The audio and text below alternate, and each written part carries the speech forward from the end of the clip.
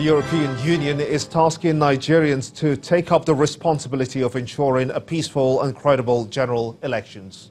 The European Union Centre for Electoral Support held sensitization campaigns across the nation's capital, asking Nigerians to massively participate in the process, which kicks off the presidential election. It's less than 2 weeks to the 2019 general elections, and the campaign for a massive turnout and the need for a violent free election is still being emphasized. The latest of such campaigns is from the European Union Centre for Electoral Support. Their first stop is Wuse Market in the center of the nation's capital. Women and youths were advised to use their permanent voters' cards to demand for good governance.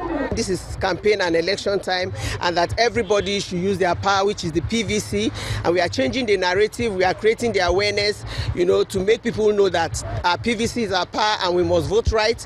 We must vote, not selling our vote, because if you sell your vote, you sell your future, you sell the future of your children, you sell your own future, and we cannot compromise or sell, our vote for maybe a bag of rice or cubes of Maggi and all that stuff. So we want to do it right this time around. This is a campaign to recall to everybody that everyone has to go to vote on the next general elections of February and March 2019. It means that all the women, all the people who are quite marginalized in the electoral process, they have to go to vote. And this is the message that we want to send today with all these women coming from the market. Why are we at the Wuse market? This is because the women are the economic power of the country. This is all the women who are working, who are making money, and who are making business in this market. The next stop for the group is the Etukaru Palace, where they stated their mission. We've held meetings here severally with leaders of our various communities, and each time this aspect is one of the things that we discuss repeatedly, so that the information can be disseminated to all the corners of this chiefdom. And I'm sure in all other chiefdoms, the same thing is being done. So we are praying and hoping that these elections will be violent, free, or at least issues like that will be very, very, very minimized. While government has promised to ensure violent-free elections, this campaign aims to secure the buy-in of Nigerians as a D-Day approaches. The Olusosun dump site located in the Ojota area of Lagos State was shut down in March 2018 after an inferno that burnt vehicles, causing air pollution that posed a bigger threat to the residents in the area. 9 months after, the dump site is back in operation, leaving residents and property owners in the vicinity unsure of what to expect. Our next report shows the activities at the dump site and the future plans by the state government. Our correspondent, John Mekwa, now reports. Life is gradually returning to Olusosun, this time under the regulation of Lagos State Waste Management Authority (LOMA), after the State House of Assembly terminated the contracts of Visionscape Sanitation Solution and ordered private sector participant operators to resume waste collection across the state.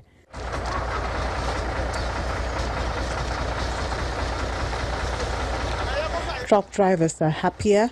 Members of the task force who supervise orderliness have their jobs back, and waste collectors from household are more able to keep up with the demand of the over 13,000 tons of waste generated daily in the state. Since resumption of operations in October 2018, the site has daily accommodated about 400 trips, which is about 60% of the trips carried out by PSP waste operators in the state. Its location, Ojota, which is central in the metropolis, eases the job of the collectors and reduces the turnaround time for carting waste, which has plagued Lagosians in recent times.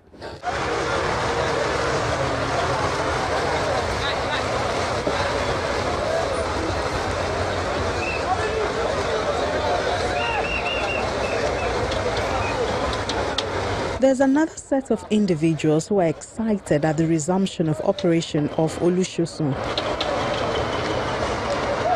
They are those who make a living from what residents call waste.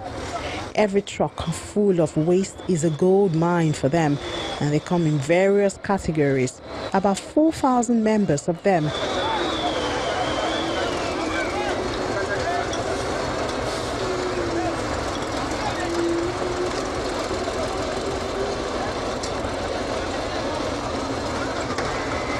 In spite of what seems like the return of good business for many residents, the regulating authority, LOMA, warns that they should not get too comfortable with operations in Olusosun. Olusosun is back to complete the cycle of a closure. You don't close a site abruptly. There are procedures in opening and there are procedures in closure. So whatever you see as Olusosun right now is a part of the closure plan. And you have to wind down. Olusosun was designed for 30 years. The residents and owners of the properties surrounding Olusosun, which covers Ojota, Oregon, and the other vicinities, are either unaware of the closure plan or not satisfied with the explanation, as they have used every accessible avenue to express their displeasure at the reopening of operations in Olusosun. And many of them say they have lived in the area long enough to know the consequences of the operations. No. The water we have here, the borehole, we cannot drink. We cannot use it because it has been polluted. Some miscreants and so on and so forth, they've come back there. As even we are talking, you see them smoking in their hand. Loma accepts the responsibility of enlightening the community on its plan and also asks for their cooperation. The 30-month closure plan expires in July 2021, although experts say government would still be required to manage the dump site afterwards for the protection of residents in the community. John Mekwa reporting for Channels Television News. The signing of the Executive Order 007 by the federal government is still generating reactions, particularly as government says that it will help improve road infrastructure development in the country. The executive order allows private sector operators to build roads and be paid by government through tax compensation. Our next report examines the state of infrastructure in the country and the possibilities of the Executive Order 007 making a difference. Road development in Nigeria began in 1925 during the colonial administration, which came up with a blueprint for networks connecting major administration centers in the country. The first motorable road in Nigeria was constructed in 1906. That's the Oyo Road in Ibadan, the Oyo State capital.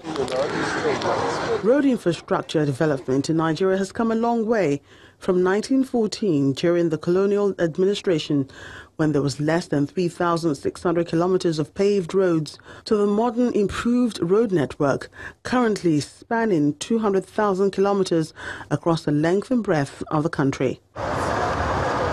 At present, Nigeria is one of the countries with the largest road infrastructure in Africa, but most of the roads are currently in a deplorable state, resulting in deadly accidents and loss of many man-hours by motorists and travelers.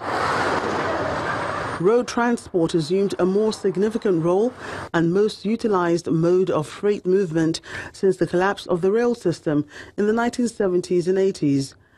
Today, road transportation accounts for nearly 95% of all modes of transportation.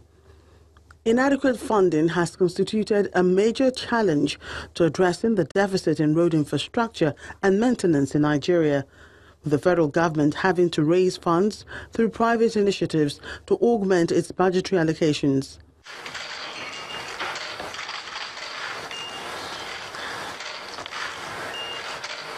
In view of this challenge, President Muhammadu Buhari on January the 25th, 2019, signed Executive Order 007, which allows private companies to build federal roads in the country and be paid in form of tax credit. This is another opportunity to demonstrate the commitment of this administration to conceive, design, develop, and deliver public-private partnerships with notable investors so as to close the road infrastructure gap in the transportation sector. There have also been revenue shortfalls that have hampered our efforts to fully fund critical projects.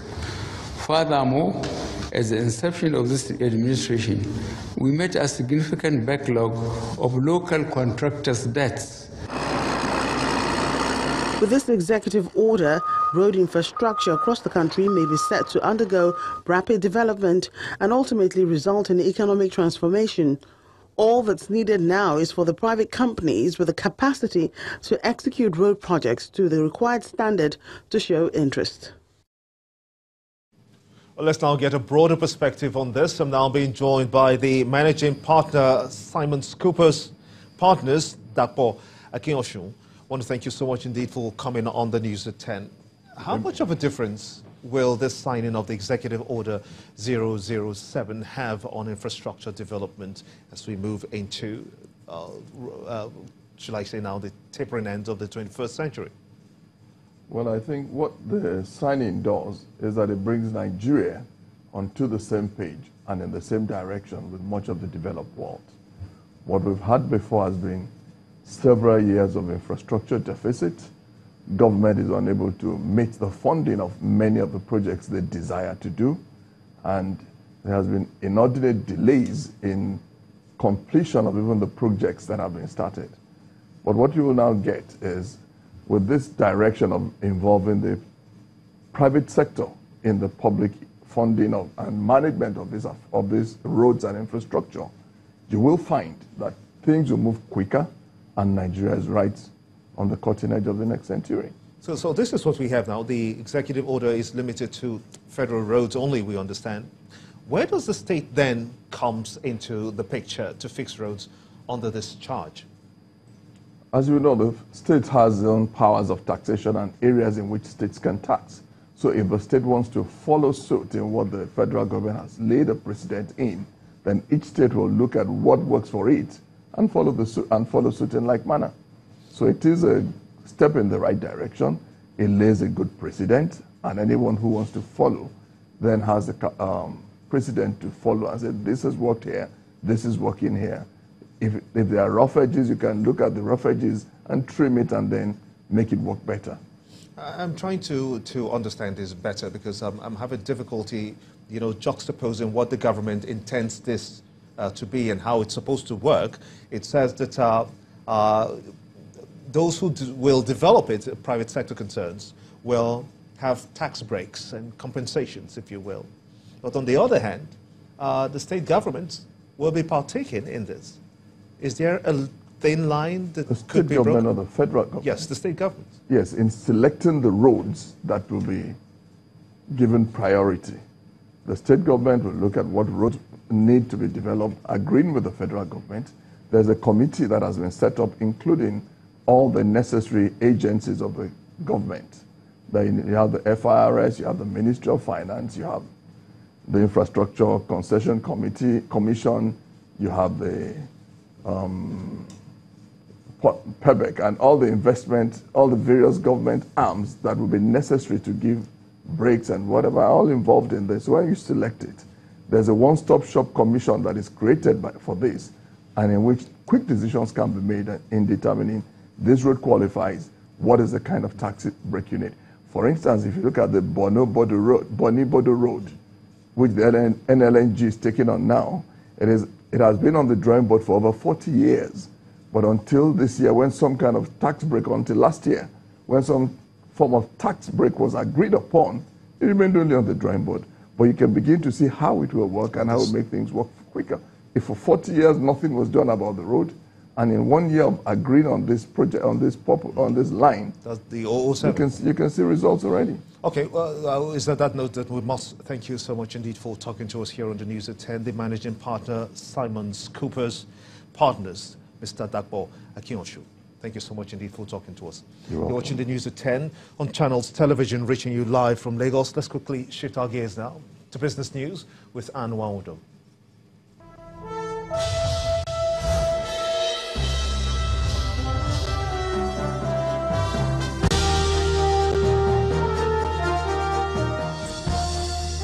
Thank you, Gimba. Let's begin today at the Forex market. The Naira maintained positive performance against the dollar this week as all segments of the foreign exchange market appreciated. The local currency firmed by 0.24% to close the week at 357.1 against the dollar. At the interbank Forex market, another parallel market, the Naira climbed by 82 kobo 361 to a dollar, and it rose by 83 kobo to 358 at the Bureau de Change segment. However, the Naira fell by 0.07% to 362.7 against the dollar within the week as investors and exporters window. But currency traders have attributed the growth to the newly weekly injection of 210 million into the market by the central bank on Tuesday, which met demands across the wholesale, small and medium-scale enterprises and the invisible segment. The NSE All-Share Index and equities capitalization dipped by 2.51% in 4 sessions this week. Renewed concerns over Nigeria's upcoming elections induced sell pressure.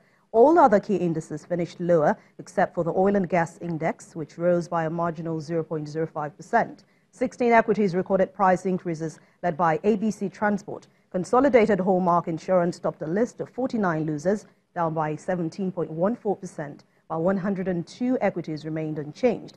Total turnover of shares traded for this week stands at 1.452 billion, valued at 14,788 in 19,318 transactions. States internally generated revenue, including the Federal Capital Territory, dropped to 264.38 million in the third quarter of last year. And that's when you compare it to the 279.78 billion it was in the preceding year. According to that report released by the National Bureau of Statistics, this indicates a negative growth of 5.08%. The report further shows that 17 states recorded growth in the IGR, while 20 states recorded decline. In the meantime, year-to-date total state IGR stands at 794.50 billion naira within the period under review. And that's business news for this week. Thank you so much for watching. Enjoy the rest of your weekend. I'm Anne Mwaudu. It's back to you, Gimba.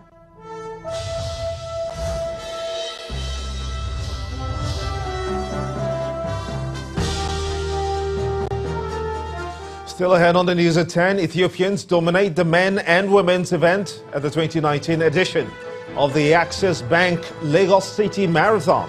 That's the sports news.